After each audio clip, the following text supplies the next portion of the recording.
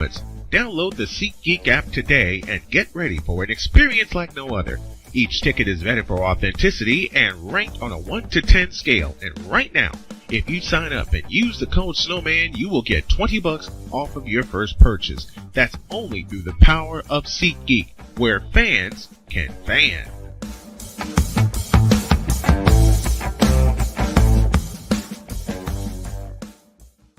Hey, Eagles fan. Join my man Cool McCain and a host of others as they break down every single game, every single week in an objective manner, and also from a fan's perspective as well.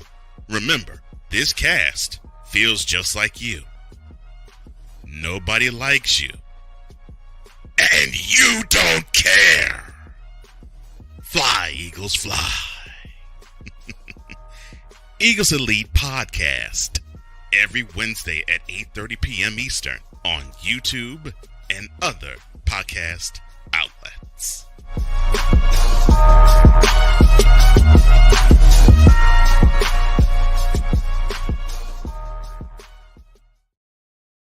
Mister, how do you operate this Twitter thing or this Instagram thing or whatever the heck?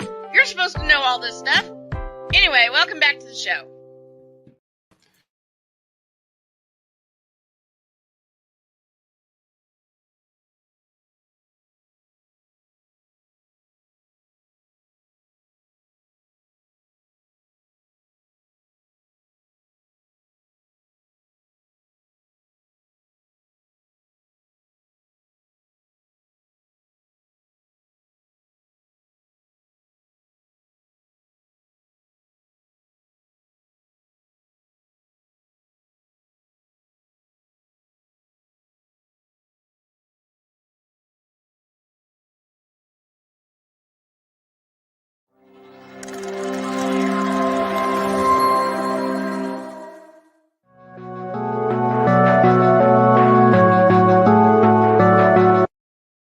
I want to do a TED Talk, but I don't have anything to talk about yet. I'm getting there. Life is for the living. We're not here that long. You can learn anything you want to learn without any money spent. What do I really enjoy? What do I really want out of life?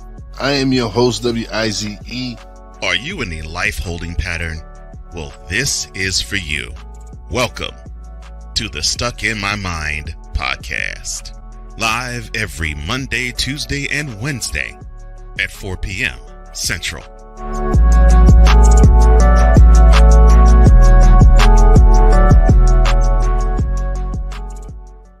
Hey everybody, Snowman here. Looking for the best way to experience live events? Well, SeatGeek has you covered.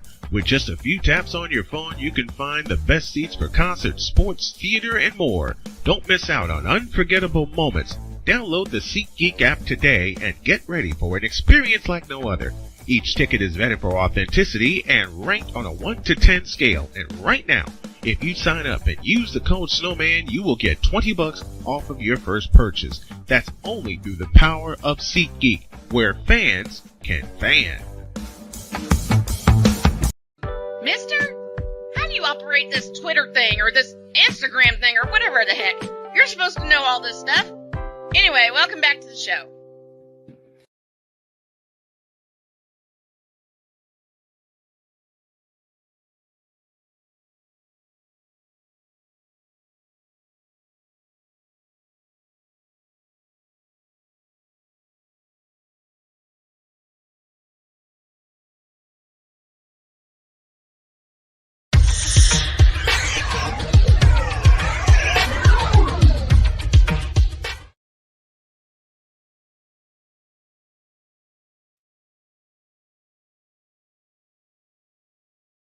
Oh, are you kidding me?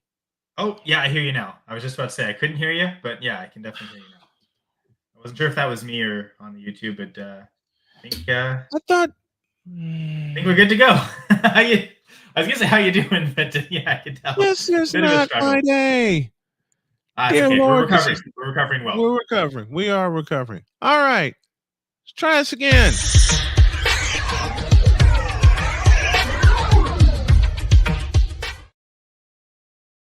On a day where everything has gone wrong, this is getting right. Here's Kyle Senra. How are you, man? Doing great, Snowman. I guess you're kind of today like a snowman in the middle of August, right? And everything's melting. Exactly. You're Everything keeping it just cool. everything's falling down. And you gave, I gave Kyle the option of doing a dealer's choice when it comes to our fantasy football chat this week. And boy, did he give me a good one.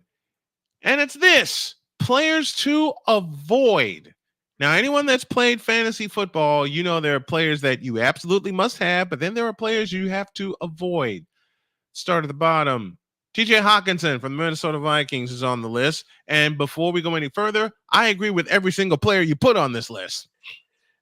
And to be fair, a lot of them are for kind of similar reasons. Maybe one guy that's an exceptional. Well, I guess we'll touch on him at the very end. But I gotta say, you mentioned it, right? Like there's this psychological need to, I gotta get my guy. But especially if they're really good players that everyone else likes, there's like a 1 in 12 shot you get them. Someone else will probably want to draft them. Maybe you get lucky, you end up in the spot that player would go in and you get them. But for the most part, it's a tough thing to target players because if you can only control so much. However, you can fully control if you want to avoid a player because no one forces you to have to make a pick. Oh, they're this far down ADP, I have to take them. It is a prevailing thought, but you don't have to do it. So, to be fair, in fantasy football, avoiding a player is the one thing you can control the most because you can maybe put the best players in your starting lineup, but you can't control the outcome. That's all to them playing the game of football. So avoiding players kind of gives you a really good sense of control because this is one thing I can 100% know. I can say I'm not drafting this player, and then it'll happen because you just don't have to draft him. There's tons of other players you can draft instead. So it's an empowering thing, and it's one thing that maybe we really should focus on because it's something we have full control over. So that's why I thought it'd be a good topic for this.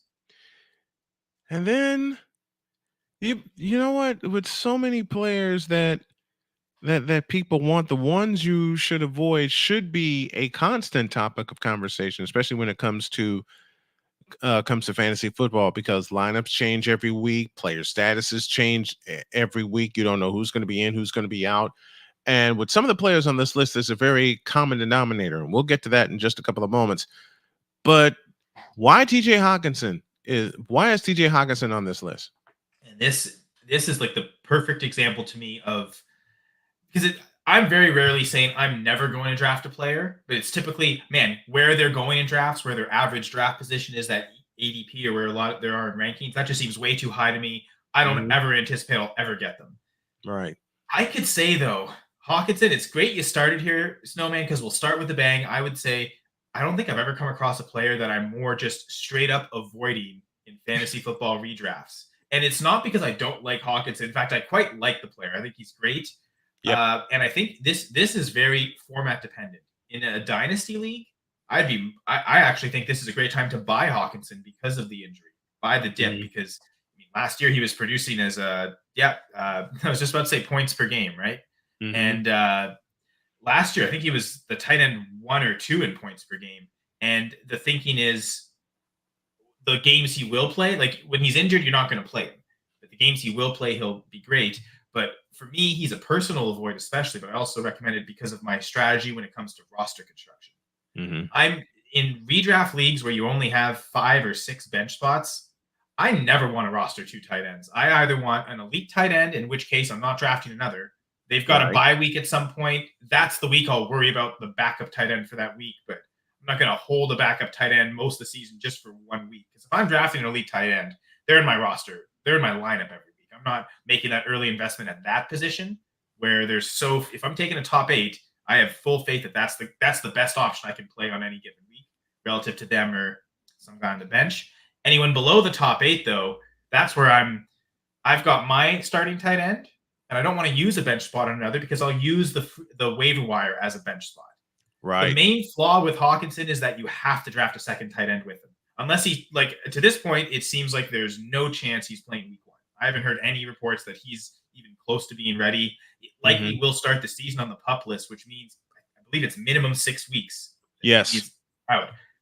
I don't want to hold a tight end for as much as I like his upside, but I don't want to hold a tight end knowing for 6 weeks I'm not going to be able to drop with him.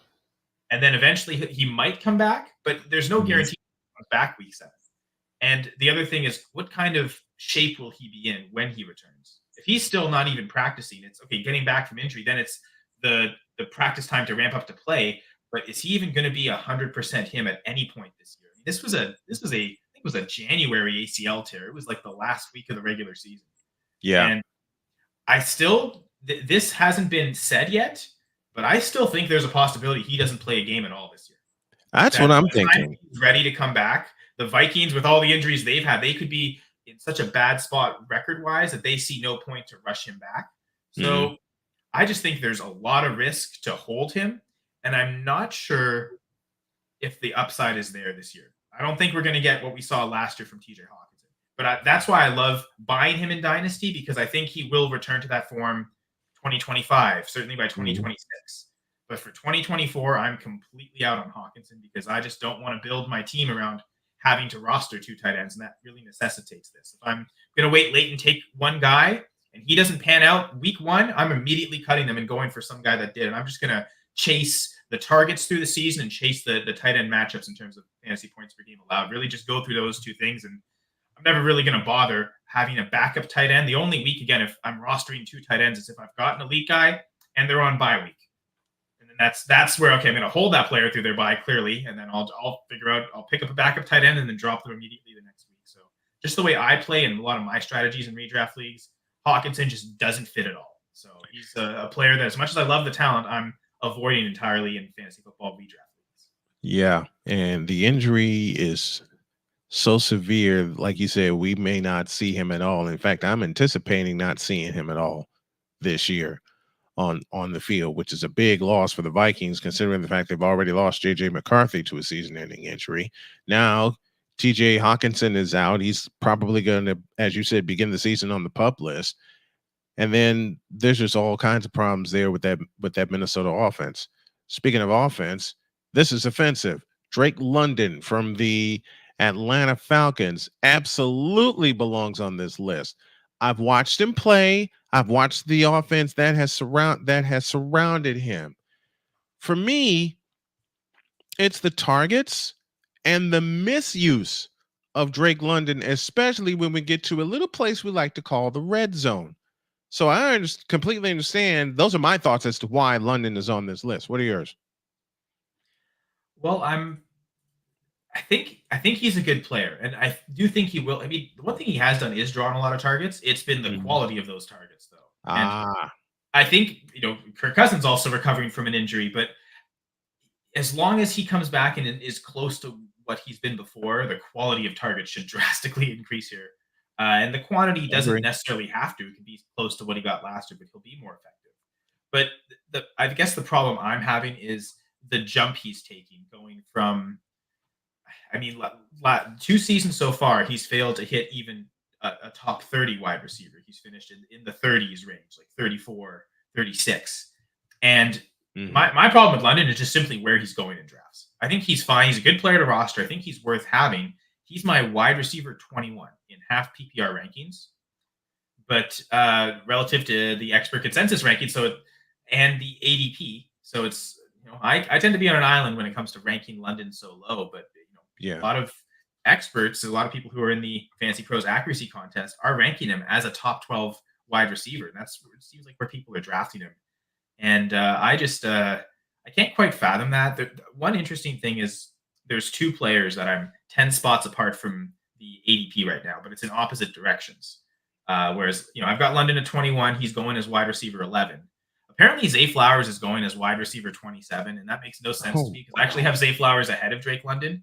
And so I think London to me is just there's 20 other receivers I'd rather draft ahead of him, and he's often going ahead of most of those guys. So he's just, to me, going too early in drafts. I think he's taking a step up this year with Cousins, but people are pricing in like 2 or 3 steps forward.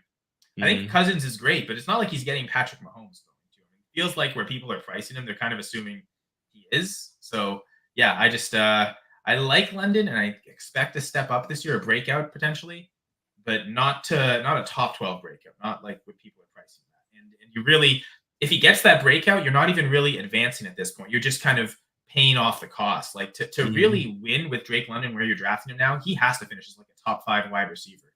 And I just don't think that's in his range of outcomes at all. Mm-mm. Well, speaking of ranges, like I said, when I looked at your list as to who to avoid, this next player right here, as we look at the first of two running backs that you put here, Mr. Jonathan Brooks from the Carolina Panthers, definitely avoid him. And the simplest question I can think of, and this is coming from a fellow who's watched football for many years, who the hell is Jonathan Brooks? So yeah, you look at the TCU offense in the NCAA, and they've had a couple of really good seasons of late. Believe they went to the playoffs in 2022. Yes. Yeah, 2022. Now, their lead running back was Kendre Miller, someone I absolutely love in terms of his talent. Now, he's dealt with injuries basically all of last season, and he really didn't show out that well. I Right. think he's a better talent than Jonathan Brooks, but Jonathan Brooks was, believe, the guy that. Oh no, it wasn't TCU. It was Texas. It was either TCU or Texas because he took over for either Kendre or Bijan. But it was. I thought those guys were far superior. Yeah, I think I'm confusing it with someone else. Sorry, not a college guy. I know it was a Texas school, but whoever it was, he kind of burst on the scene one year, did pretty good, but then tore his ACL. So it's funny because it almost felt like this should have been in the same one as Hawkinson because it feels like it's the exact same argument. Yeah. Coming off the torn ACL, I love both players in Dynasty. I mean, Jonathan Brooks, he was the first running back selected, and I mean, it was the Panthers. So maybe, they've made questionable decisions before, but for them to take that investment on a running back with a torn ACL, currently recovering from that, knowing how early success is key for running backs, that at least says that Carolina believes he's incredibly talented and very clearly the best back in this class. It didn't affect them picking him with the injury or not. So they think he's talented. So I think Jonathan Brooks could be a really good buy in Dynasty, kind of like TJ Hawkinson, especially in season when they're sitting on benches, not scoring points, and those managers might be getting impatient. That could be the great time to pry them off cheaply for maybe older productive players that are scoring points now. So I think Jonathan Brooks and TJ Hawkinson, both great Dynasty targets. But I'm scared of drafting him in redraft. At what point does he come back? And at any point this year, does he get the full 80% workhorse back role? I'm struggling to think that. I feel like they're going to ease him into this role. And if they want to have him take that, it's probably next year when they think the offense, in theory, could be better. Because that's another problem, too, is how good is this offense even going to be? Is it going to allow a lot of touchdown opportunities? And I guess my final point here, because it transitions, I think, perfectly to the next running back. I think this exact sentiment applies to both situations. I think the best time to have a Carolina Panthers running back this year is before Jonathan Brooks gets back. At that point, you're going to have Chuba Hubbard and Miles Sanders. And I think Hubbard is going to get significantly more work than Sanders. So the one time where you're going to get one running back get most of the carries is actually when Hubbard's playing without Jonathan Brooks. But then as soon as you reintroduce Jonathan Brooks to the equation, it almost feels like it's going to be like a three-way committee splitting the touches. No one's really sure who's the clear pass catcher, who's the clear goal line back. It's going to be super tough to predict. But you might actually get the best usage of a Panthers running back as Chuba Hubbard early, which is why I'm avoiding Jonathan Brooks in order to draft Chuba Hubbard. And that's not just my Canadian bias, because, again, I think it applies to the next situation right here. And here is that next situation. You all know him, Nick Chubb from the Cleveland Browns. And I got to tell you, I feel for this kid so much with all the potential right there, but it just seems like it's one horrific injury after another, and after another, which begs the question, even in fantasy football, will we ever see the complete, and I mean complete, Nick Chubb package? Will he be used the correct way in Cleveland? Because we all know the turmoil at quarterback that's going on there. And then you have this dynamic weapon in Nick Chubb that just can't stay on the field. Man, turmoil at quarterback in the Cleveland Browns. That feels like it fits. Like, I know they've got a lot of weird stuff. They've got the dog pound. They're called the Browns, but their color is actually more orange. They've got an elf as their logo. Maybe, quarterback dysfunction. Maybe that should be their mascot if they could figure it out.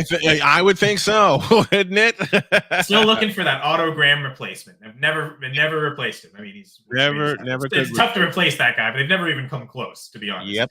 The truth is that the not incorrect usage, that's not just a Watson thing. Like, I think fantasy managers, ever since Nick Chubb has been drafted, have been asking him, pass him the ball more, get him those receptions, get him those PPR points, because he's great at accumulating rushing yards, and he'll get touchdowns. but he also doesn't get all the goal line work too. So it feels like the Browns have just never properly used Chubb, at least not the way we want for fantasy. He is absolutely great at running and gaining yards.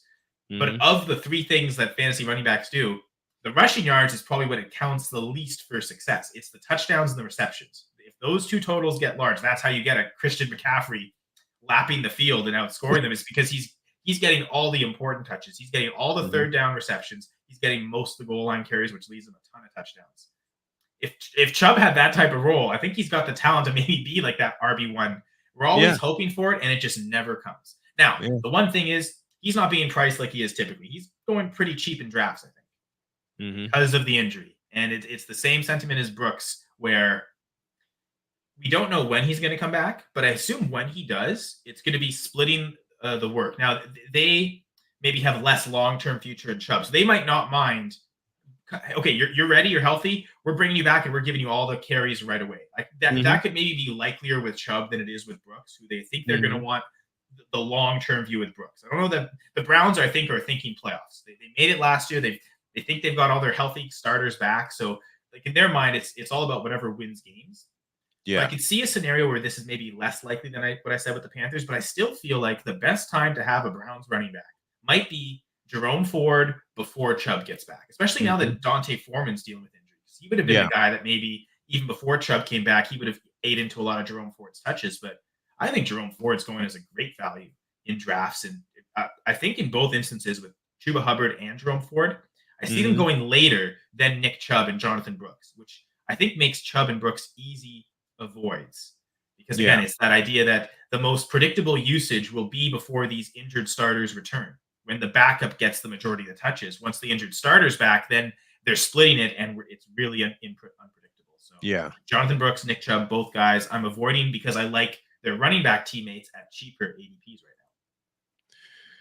And then the one player on this list that ain't got nothing to do with injury, but ineffectiveness. And when I saw this name, I threw my hands up and I said, hallelujah, somebody who gets it. That is Will Levis from the Tennessee Titans. What the hell is going on there? Yeah, honestly, this was probably the toughest position to find and avoid, because I feel like, the way they're being drafted is pretty efficient. I've got a clear tier break after QB 18. Right. And it looks like most of those guys are I think really, or 17, sorry. QB 17. And all the guys I have in that QB 17 range are going in the top 17. So not just the way I'm ranking them, but it seems like the way they've been drafted, these are the first 17 quarterbacks to go. In a 1 QB league, that's where you want to be drafting from. You don't want to be going below that. Because then at that point, you might get stuck with Levis, but there are certainly better options than Levis still. But you really want to be inside that top 17. Now, if we're talking super flex, where you start 2 quarterbacks, you at least want 1 guy in the top 17, but likely you want 2. Yeah. Now, your third QB might be a guy that falls. But really in 1 QB leagues, like I don't see any point drafting Will Levis. He's too low in the rankings to me that in a single quarterback league, let's say 12 team, even if everyone's taking 2 quarterbacks, that puts you at QB 24. I've got 23 guys I'm pretty comfortable with. And then 24, to me, it starts the unstable starters. And that's really where Levis is going. It looks like right now he's going as the QB 23 in 80. And just a couple names, really the whole list of names, like the next, I guess, 6 guys ahead of him in my rankings, they're all going behind him in drafts. So you've got Baker Mayfield, Derek Carr.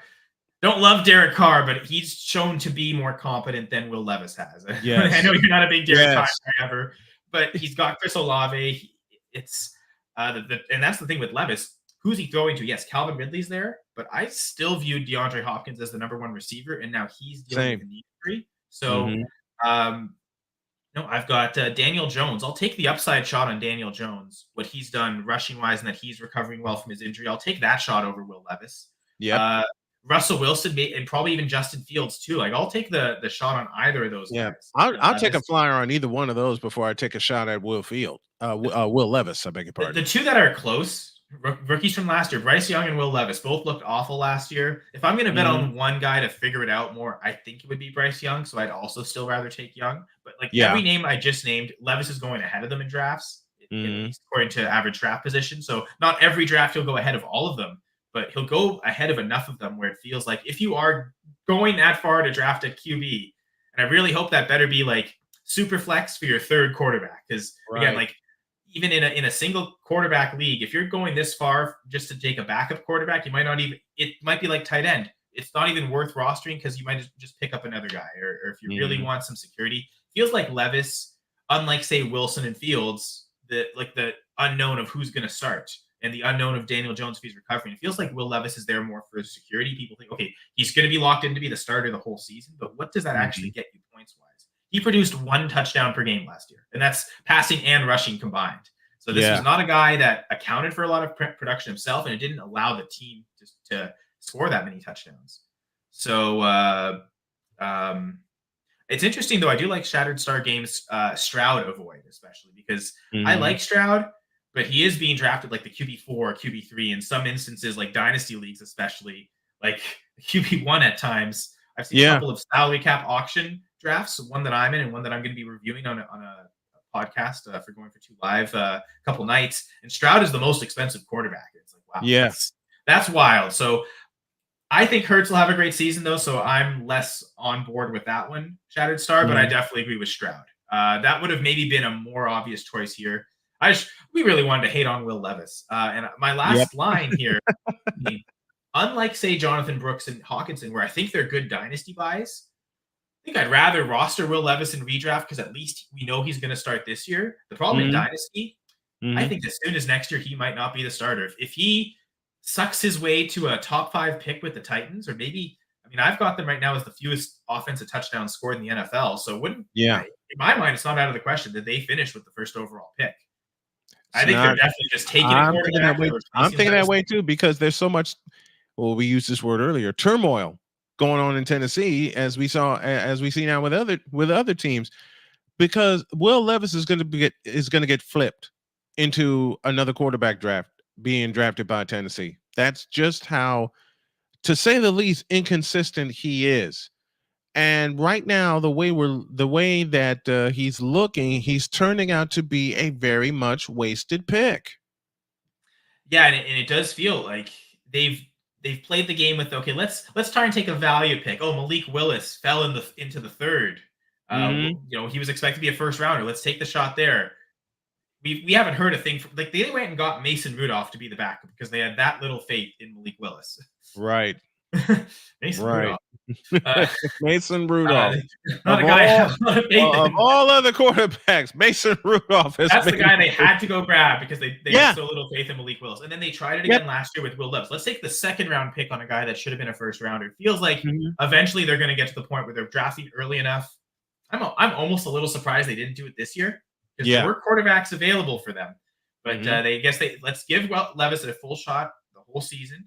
If we're really that bad, we'll draft a quarterback next year. So, I mean, if they get the first overall pick, it seems like Carson Beck right now would be the favorite, I believe, to be the first overall pick. If they have a shot to take him, I think, okay, enough of this second, third round pick at quarterback. Let's just go grab the first rounder. Let's build our franchise. We tried it with Tannehill. We tried a few different things. Let's go the conventional way.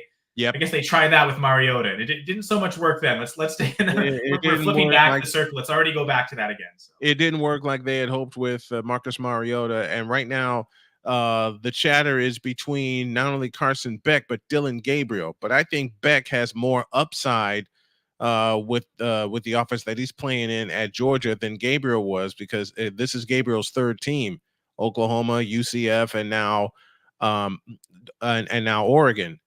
You know, Oregon just seems to grab all the retreads in the transfer portal, and the next thing you know, they're putting up 5,000 and 6,000 yard seasons. Bo Nix, hello. I was about to say Bo Nix, yeah.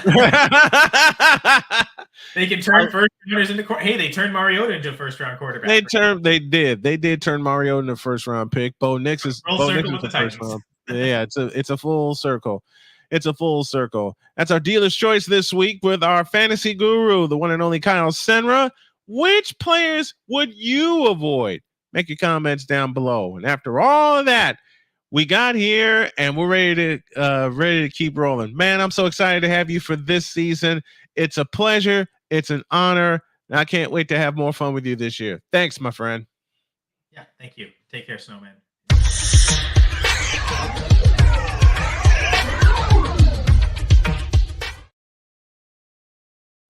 after all of that, my set crashing, me crashing, this was good. I think each week we're going to make it a dealer's choice and have him, Kyle, select what the subject is going to be in fantasy football. It has interested me to the point, and I can't believe I'm going to say this aloud, but I'm going to say it. It's interested me to the point of starting a fantasy football league. And I have quite a few reasons for that. If y'all think, matter of fact, let me do it this way. Give me a 1 in the chat if you think old snowman here should start a fantasy football league for the show. Let me know your thoughts down below. And I too am avoiding Brandon Ayuk. I'll take my chances with Deebo Samuel than I would with Brandon Ayuk. And this is coming from a 49er fan. All right. The votes are in. Give me till Monday. All right. Y'all give me till Monday, and I'll put everything together, and we're gonna play fantasy football on Snowman in the Morning and through Snowman Multimedia. And my wife is gonna enjoy this. That's all I'm gonna say. My wife is going to absolutely enjoy this. So if you guys are interested, let me know in the comments down below, and we're going to do it. Spread the word to your friends. Snowman in the Morning is going to play a little fantasy football. I'll let you know the rules on Monday. With that in mind, take a break, and then we're going to get totally deets with the Big Ten. Good Lord. Back in a minute.